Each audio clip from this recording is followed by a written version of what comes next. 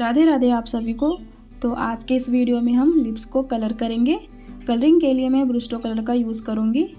आपके पास जो भी कलर्स अवेलेबल है आप उसका यूज़ कर सकते हो। वीडियो मैंने कुछ ज़्यादा ही फास्ट अपलोड करी है, तो अगर आपको जो भी क्वेश्चंस होंगे आप ज़रूर पूछिएगा। तो चलिए वीडियो को स्टार्ट करते हैं।